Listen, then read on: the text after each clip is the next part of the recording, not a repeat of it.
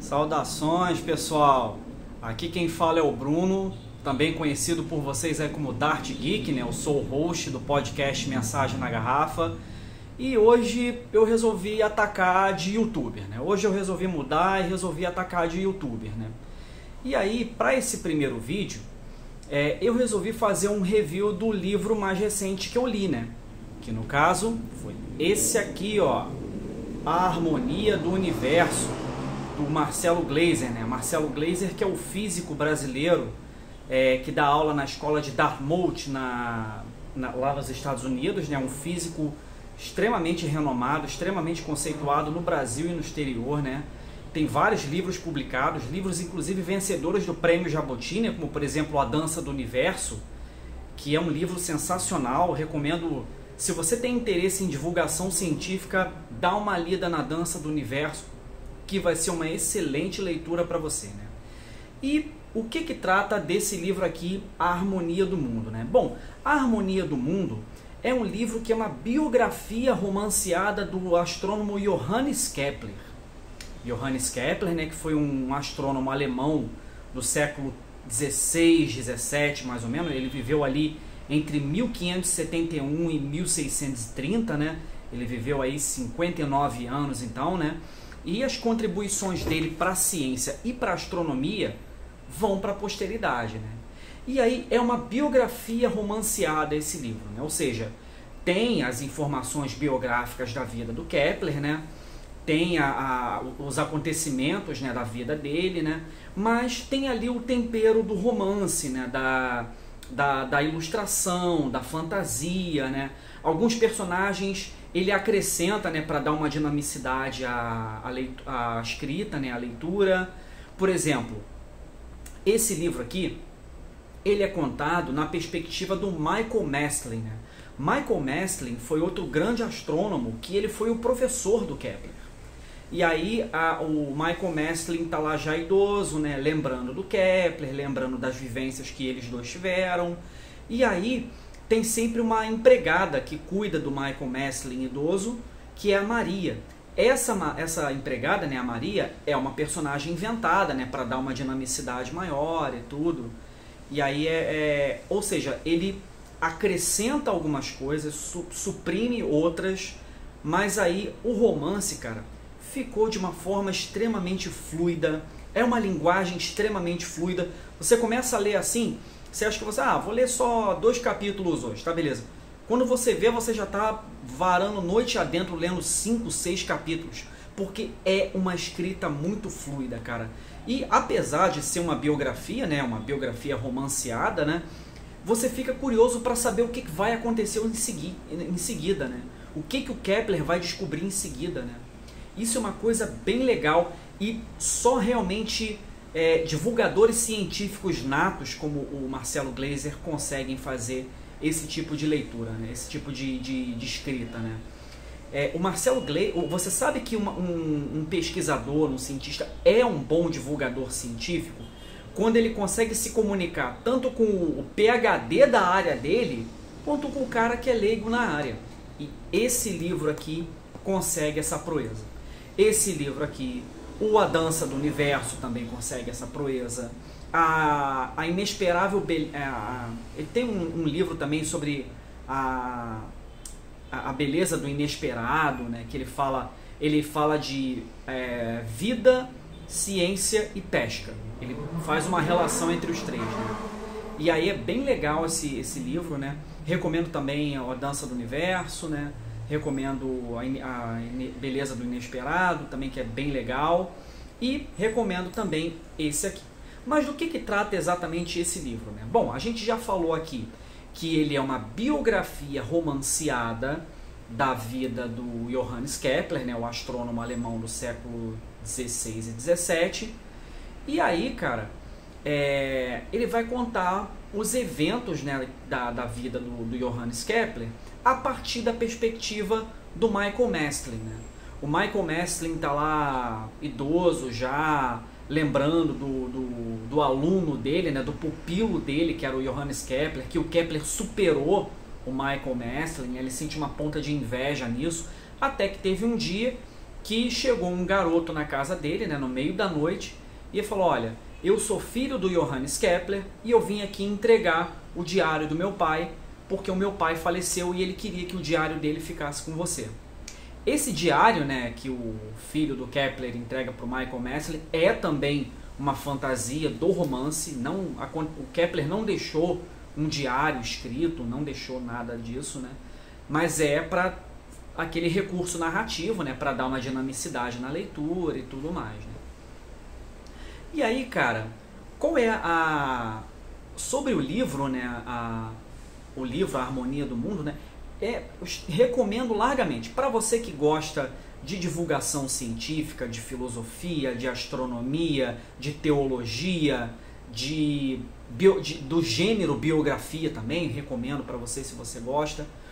E aí é uma leitura fluida, é uma leitura que consegue tocar em questões hipercomplexas, mas ela consegue se fazer entender, é uma leitura que consegue se fazer entender para o leitor, mesmo o leitor não sabendo absolutamente nada de matemática e de astronomia, como é o meu caso. E é uma leitura maravilhosa, né? Um dos livros que eu mais gostei de ler nesse ano de 2023. Né? Mas, falando agora um pouco de como é que foi a vida do Johannes Kepler, tal como retratada aqui no livro. Né? Cara, se eu fosse resumir assim, cara, a vida do Johannes Kepler foi uma montanha russa, cara. O cara sofreu pra caramba, o cara passou perrengue pra caramba, perrengue de grana, pessoas próximas a ele que morreram. Cara, ele teve que enterrar 6 filhos dele. Ele teve que sepultar 6 filhos. Agora tu imagina, se enterrar um filho já é um sofrimento sem tamanho, um sofrimento imenso. Cara, imagina você enterrar 6 filhos, cara. Parece que 2 deles morreram, não chegaram a nascer, né, na primeira esposa, né? Parece que ela teve um aborto espontâneo e aí perdeu 2 crianças nessa brincadeira. Aí teve um outro filho dele que contraiu febre maculosa e aí ele faleceu. Aí outros também contraíram varíola. E, cara, imagina a dor que o Kepler sentiu de ter que enterrar 6 filhos dele, cara. Ele foi casado 2 vezes, né? A primeira é a Bárbara, que a Bárbara, o casamento dele foi meio complicado, né? Porque é o seguinte, eles viviam tendo um aperto de grana. Grana era uma coisa que sempre faltava para eles. O Kepler lá dando as aulas dele de matemática, de astrologia, fazendo mapa astral, fazendo bico para poder ganhar dinheiro para sustentar a esposa e os filhos. E a mulher reclamando, porra, olhar para as estrelas não enche barriga. Era uma reclamação muito comum que ela costumava fazer, né? Olhar para as estrelas, medir as estrelas não enche barriga. Aí ela não acreditava no trabalho do marido, não entendia o trabalho do marido. E aí foi uma relação bastante complicada dele com a primeira esposa, né, a Bárbara, que veio a falecer também de febre maculosa. E aí pouco tempo depois o Kepler se casou pela segunda vez, né, que foi com a Susana.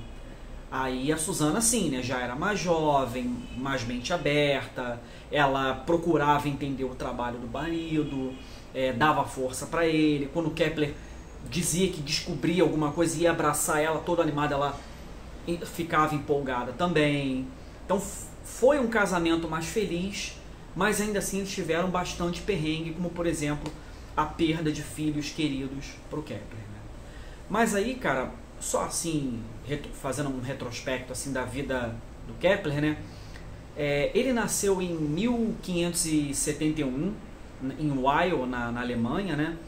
E, cara, ele nasceu já numa situação complicada, né? Porque a saúde dele era muito frágil, ele ficava doente com muita facilidade, e ele nasceu numa família completamente disfuncional, né?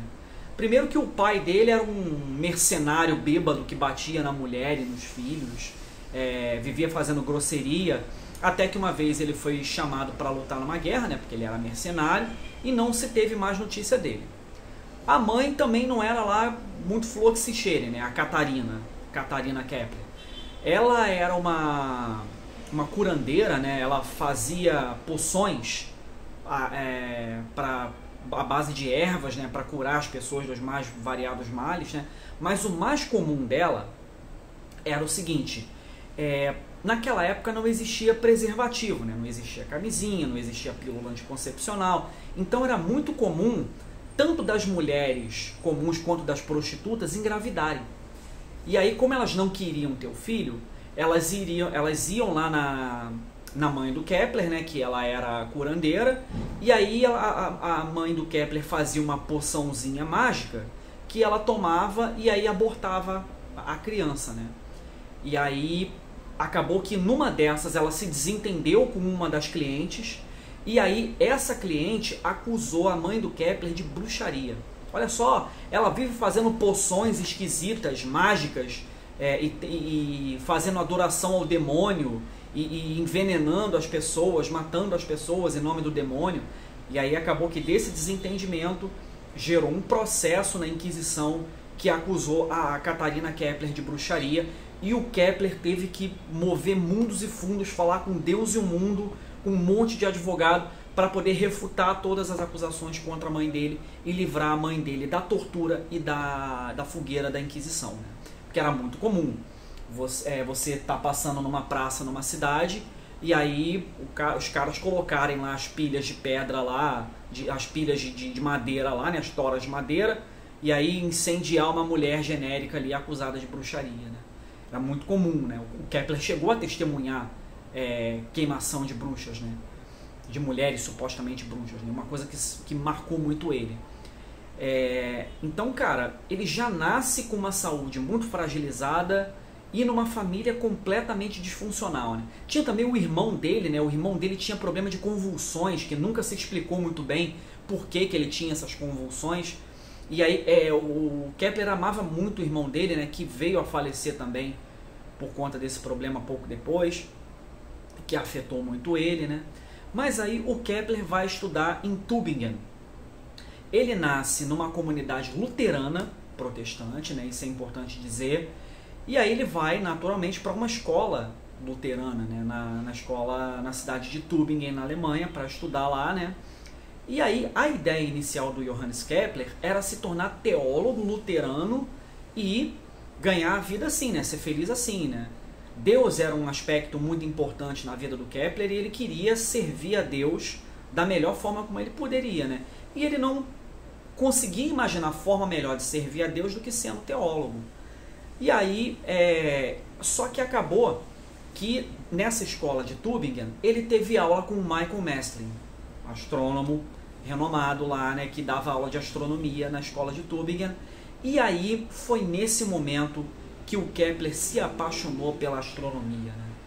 Foram dois momentos, os momentos que fizeram o Kepler se apaixonar pela astronomia, né? O primeiro foi quando a mãe dele chamou ele para ver um cometa passar, e ele ficou maravilhado quando viu o cometa passar, a luz, a cauda do cometa.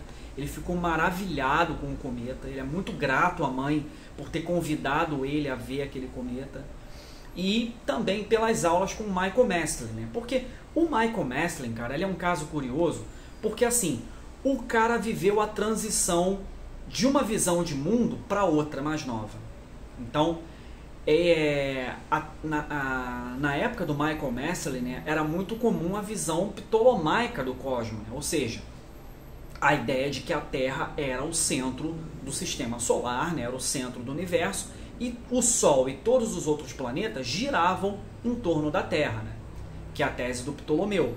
Só que nessa época que o Mestlin estava estudando astronomia, apareceu o Copérnico. E aí o Copérnico resgata, né, a teoria heliocêntrica lá de um filósofo da antiguidade que foi o Aristarco de Samos. O primeiro pensador a sustentar a tese de que a Terra não era o centro do universo, que o Sol era o centro do universo e todos os outros planetas giravam em torno do Sol, foi um pensador chamado Aristarco de Samos, que ele viveu lá na Grécia Antiga, se eu não me engano, da Biblioteca de Alexandria também. E aí o Kepler resgata essa visão de mundo, o Copérnico resgata essa visão do Aristarco de Samos, né?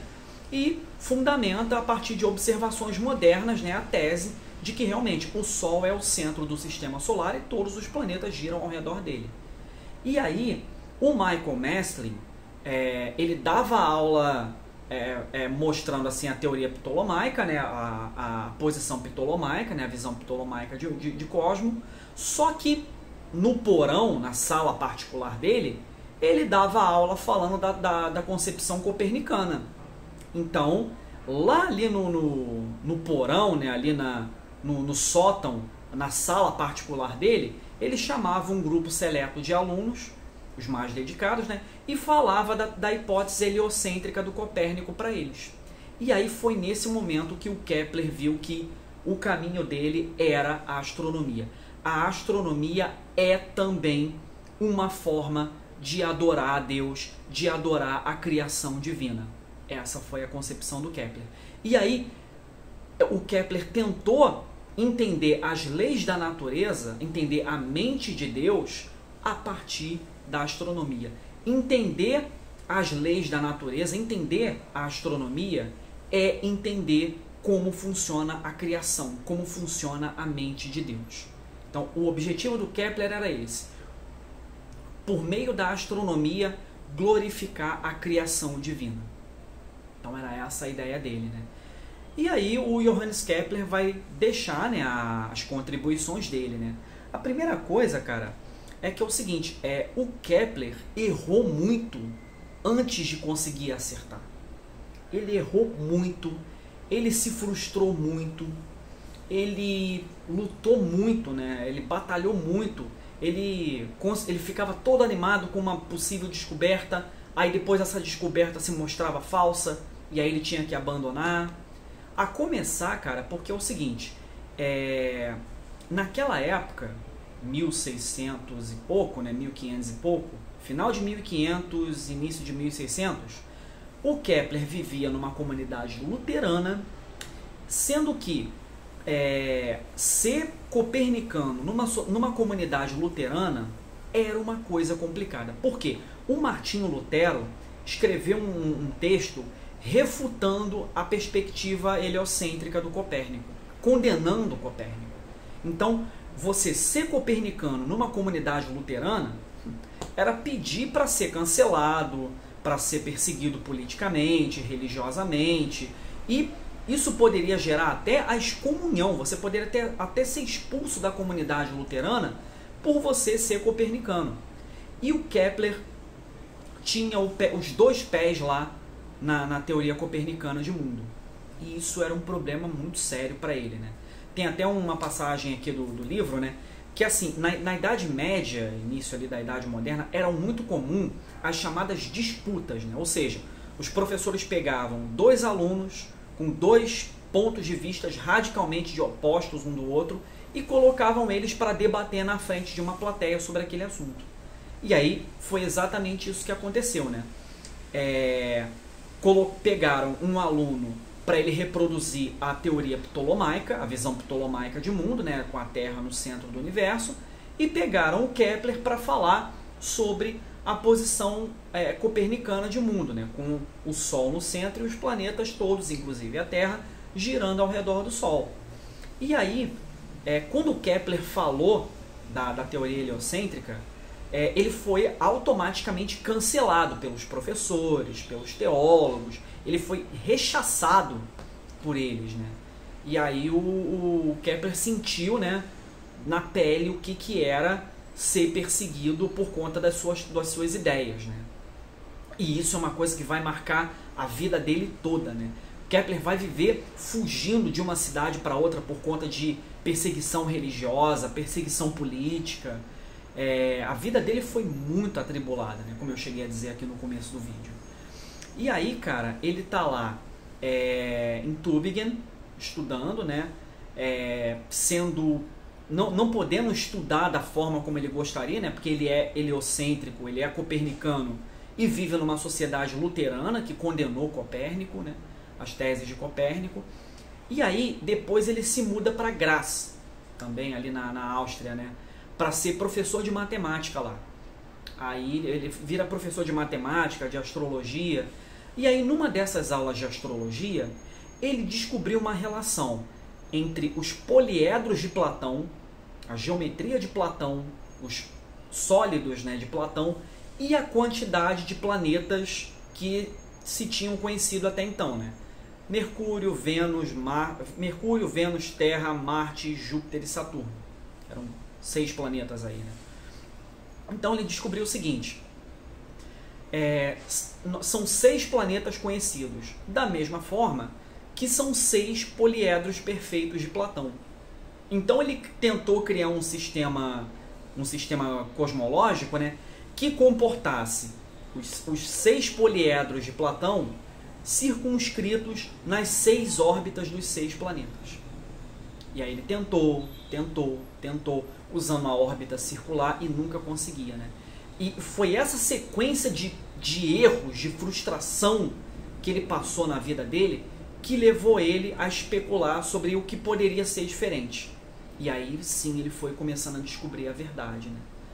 E aí, em Graz, né, ele era professor de matemática, não era um professor muito popular, os alunos não gostavam muito da aula do Kepler, ele não era lá muito bom professor. Mas aí, quando ele estava em Graz, né, o duque de Graz, que era católico, chegou uma vez e falou: ó, não são mais permitidos protestantes aqui, nem luteranos, nem calvinistas. E aí foi a primeira vez que o Kepler teve que fugir para outro lugar por conta de perseguição religiosa, né? E aí ele foi ali para... E aí nessa época ele tinha uma correspondência com um outro astrônomo, um astrônomo dinamarquês, que era o Tycho Brahe. O Tycho Brahe ficou famoso porque é o seguinte: ele media o movimento dos corpos celestes, né, dos planetas, das estrelas e tudo mais, e ele tinha uma quantidade muito grande de observações e uma qualidade muito grande também dessas observações, né? Que eram observações a olho nu. Então, a partir de observações a olho nu, as observações do Tycho Brahe eram as mais precisas de que se tinha notícia até então. E ele fez um arquivo imenso com essas informações, né? Com essas observações. E aí ele está lá se correspondendo com o Tycho Brahe, né, o Kepler, e aí quando acontece esse decreto, né, do Duque de Graz e proíbe os protestantes em Graz, ele vai para Praga para ficar lá junto com o Tycho Brahe e trabalhar em conjunto com o Tycho Brahe. Só que essa é uma época de merda na vida do Kepler, né? Porque é o seguinte: o Tycho Brahe, ele era matemático imperial. Ele era um alto funcionário do Império, matemático imperial oficial e tudo. Tinha uma vida na corte, ele tinha um castelo próprio, tinha uma vida de luxo, fazia banquetes imensos. Ele vivia bebendo e fazendo festas para todo mundo e tal. Vivia tendo uma vida completamente boêmia, né? Completamente festiva, né? Essa coisa assim. E isso era uma coisa que o Kepler odiava. O Kepler odiava essas festanças, esses banquetes, essa putaria generalizada, esse carnaval que tinha toda hora, a todo momento lá no castelo do Tycho Brahe. E aí a relação deles ficava muito complicada, né? Porque o Tycho Brahe, ele via no Kepler um concorrente. Pô, e se o cara usa o trabalho da minha vida para se beneficiar e eu saio na desvantagem? Então o Tycho Brahe não dava muita brecha, né, para o Kepler ter acesso aos dados. E aí eles brigavam o tempo todo, se reconciliavam o tempo todo. Era uma relação muito problemática, né? E aí o Tycho Brahe, né, por ter essa vida desregrada, né, não se sabe exatamente qual foi a causa da morte do Tycho Brahe, né? Mas uma das especulações, né, que se tem é de que ele tenha tido uma infecção urinária generalizada, que é inclusive a perspectiva adotada aqui no livro, né? E aí o Tycho Brahe sentia dores horríveis na hora de urinar, às vezes não conseguia urinar, urinava com sangue, até que teve uma fase da vida dele que ele piorou a olhos vistos. E aí conta-se, né, e isso inclusive aparece aqui no livro, né, quando o Tycho Brahe estava às portas da morte, estava perto de morrer, né, ele chamou o Kepler para conversar com ele, E aí o Tycho Brahe abraçou o Kepler e falou desesperado: não deixe que minha vida tenha sido em vão. Não deixe que eu tenha vivido em vão, por favor. Não permita que a minha vida tenha sido em vão. Porque era o seguinte, o Tycho Brahe fez todas aquelas anotações dos movimentos dos corpos celestes, né? Catalogou todas aquelas informações, mas na verdade ninguém além dele entendia aquelas informações. Então, se o Tycho Brahe morresse, aquelas informações iriam ficar ali e ninguém ia dar a menor bola, porque ninguém ia entender aquela porra. O único que conseguia entender as informações catalogadas pelo Tycho Brahe era o Kepler. Então, por isso é que ele chegou para o Kepler e falou: cara, desesperado, não deixe que a minha vida tenha sido em vão. E realmente valeu a pena a vida do Tycho Brahe, porque graças às anotações e às marcações e às medições do Tycho Brahe, o Kepler pôde se aprofundar nas teorias dele, e aí ele elaborou, né? Ele pôde chegar às 3 leis que a gente chama de leis de Kepler, né? Que eu vou falar aqui. E aí, quando o Tycho Brahe morreu, os dados catalogados, né, dos movimentos dos corpos celestes passou para o Kepler, né? E aí o Kepler testava os cálculos teóricos dele lá e confrontava esses cálculos com as marcações, né, do Tycho Brahe, né, as anotações do Tycho Brahe. E aí a gente chega aí na primeira lei de Kepler, né? Qual é a primeira lei de Kepler? Os planetas não têm órbitas circulares, eles têm órbitas elípticas. A elipse é aquele círculo meio achatadinho, né? Meio oval assim, né? E aí, os planetas têm órbitas elípticas e o Sol fica em um dos núcleos. Porque como a elipse não é um círculo perfeito, né? Ela tem 2 núcleos, então o Sol fica em um desses núcleos. Então, existem momentos em que o planeta passa mais perto do Sol, mas também existem momentos em que o planeta passa mais longe do Sol. Então, a primeira lei de Kepler é essa. Os planetas têm órbitas elípticas e o Sol fica em um dos núcleos dessa elipse. A segunda lei de Kepler diz o seguinte: os planetas percorrem áreas iguais em tempos iguais. Então, como é que funciona isso, né? Então, supondo que um planeta esteja numa parte da elipse que esteja mais próxima do Sol. Ele vai andar um pouco mais rápido e vai andar uma determinada área. Quando ele está mais longe do Sol, ele anda mais devagar, e aí, mas ele cobre a mesma área, né? O tempo que ele leva para cobrir a área é diferente por causa da velocidade, mas o valor da área é o mesmo. Então, espaço e tempo são iguais, mas a velocidade é diferente, né? A velocidade de trajetória é diferente. Então, essa é a segunda lei de Kepler. Os planetas percorrem áreas iguais em tempos iguais. E aí a gente tem a chamada terceira lei de Kepler, né? Qual é a terceira lei de Kepler, né? A terceira lei de Kepler diz o seguinte: a velocidade de rotação de um planeta, né?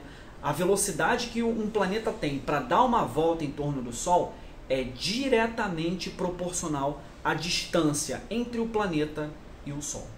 Então, quanto mais distante tiver um planeta do Sol, mais lento ele vai girar.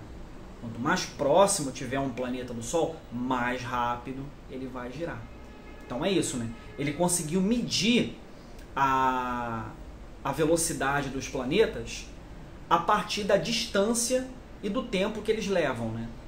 E aí ficou a terceira lei, né? E aí, se o Kepler não tivesse morrido, né, ele provavelmente teria chegado aí numa quarta lei de Kepler, né? Ele fez um esboço disso, né? Porque é o seguinte, se tem uma coisa que intrigava muito o Kepler por que os planetas têm essa órbita que eles têm?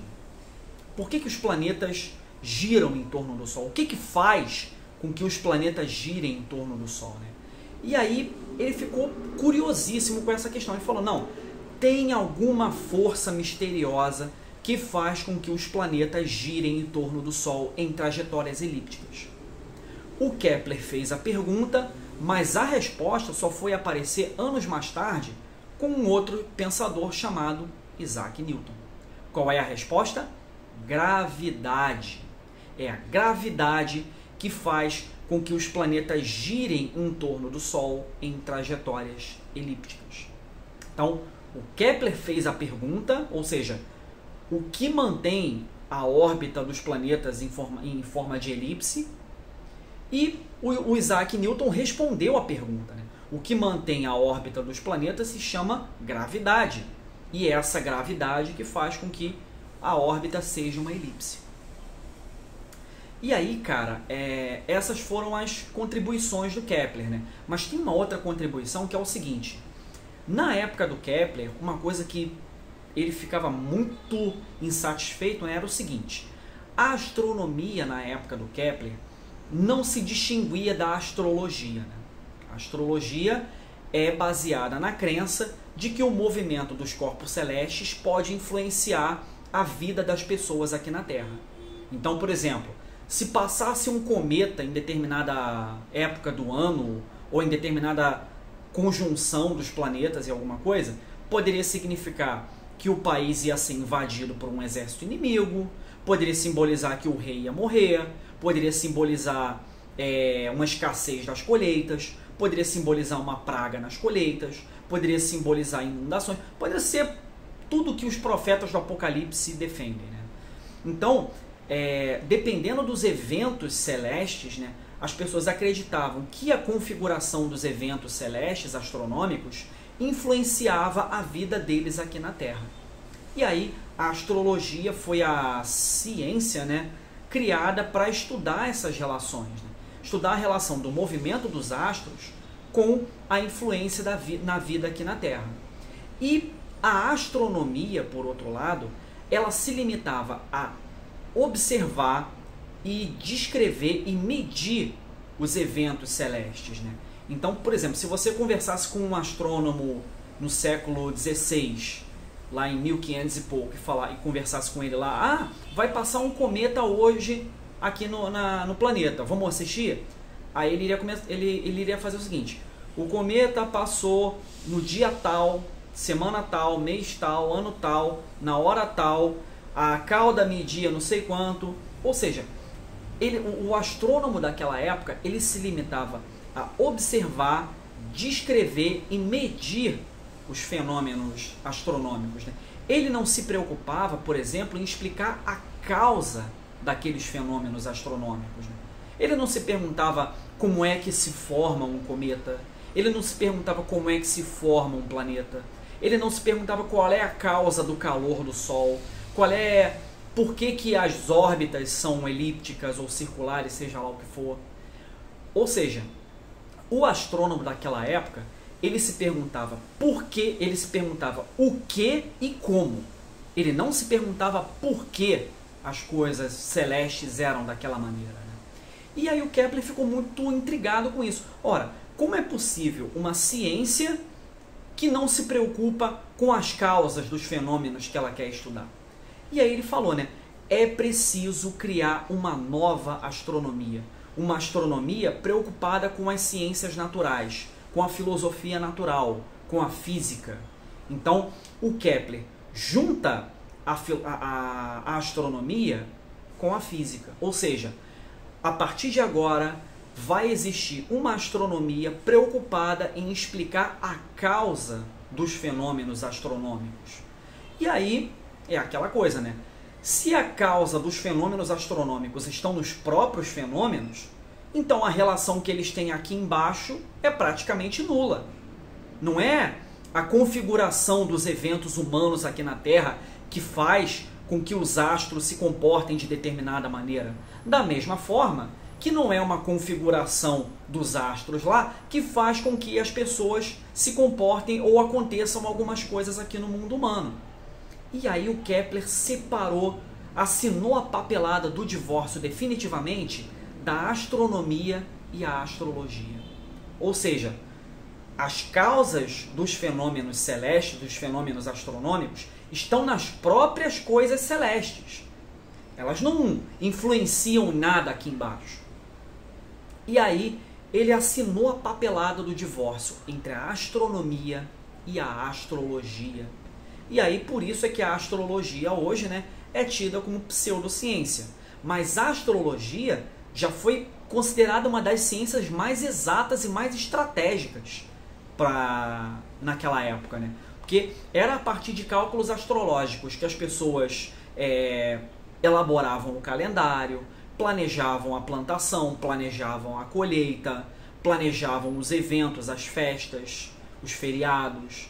Então era a partir de cálculos astrológicos que tudo isso era feito. Mas com a criação da astronomia física do Kepler, né, a astronomia preocupada em explicar a causa dos fenômenos celestes, a astrologia perdeu força ao longo do tempo. Então, essas foram as contribuições aí do Kepler, né? Ele inaugurou as 3 leis de Kepler, né, que a gente tem notícia.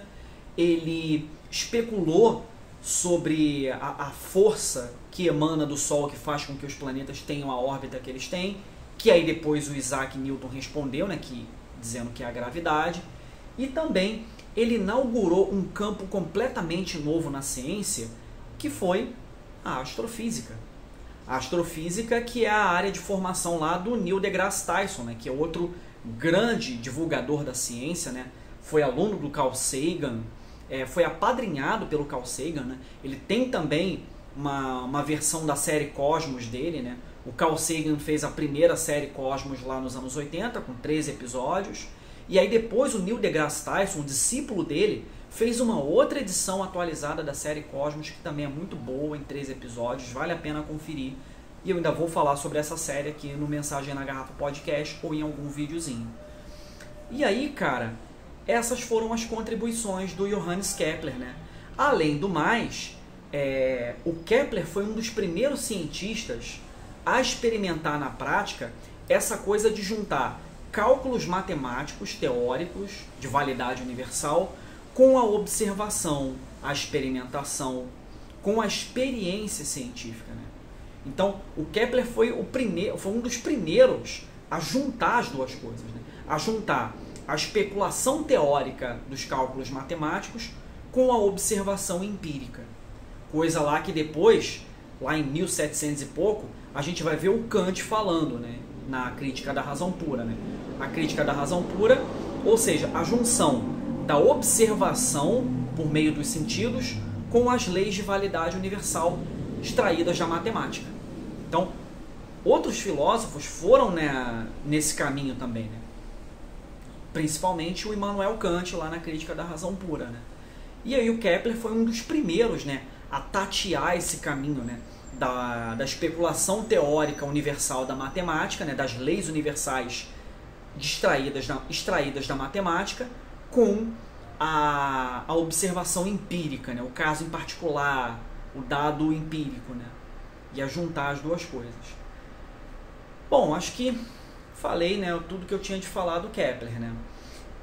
Foi um grande ser humano, um grande pensador, né, um grande cientista e, mais acima de tudo, foi um grande ser humano, né. Sofreu pra caramba, sofreu perseguição religiosa, perseguição científica por ele ter sido copernicano numa sociedade luterana, sofreu com a perda de filhos dele, foi casado 2 vezes, passava um aperto de grana direto, teve que lidar com pessoas que ele não gostava, como por exemplo na corte do Tycho Brahe. Cara, ele sofreu muito, Kepler sofreu muito. E o Marcelo Gleiser teve a sensibilidade e a delicadeza e o talento para contar tudo isso de forma romanceada nesse livrão aqui que eu recomendo fortemente para você. Então, só para a gente concluir, né, voltando lá na nossa escala dos sabres de luz vermelho, a minha nota, cara, para esse livro, de um total de 5 sabres vermelhos, a minha nota é de 4.8 sabres de luz vermelhos para o livro A Harmonia do Mundo, do Marcelo Gleiser, né? A única coisa mais chatinha, assim, né, é porque às vezes o Kepler fica muito especulativo, né, sobre Deus, né? Aí ele começa a falar sobre Deus lá, e aí um parágrafo inteiro, uma página inteira falando, ó, glória a Deus, que não sei o que, eu estou aqui para contemplar e divulgar a obra de Deus, a criação de Deus. Toda vez que ele falava de Deus era um texto relativamente longo, que não acrescentava muito à história, e era meio sacal, né? Por isso esses 2/10 aí a menos. Então fica a nota aí de 4,8 sabres de luz vermelhos para o livro A Harmonia do Mundo, do nosso querido físico brasileiro, Marcelo Gleiser. Então, meus amigos, esse foi o primeiro review em formato de vídeo do Mensagem na Garrafa Podcast, né? Eu vou continuar com Mensagem na Garrafa Podcast, você pode esperar. E fica ligado aí que vai ter programa novo saindo.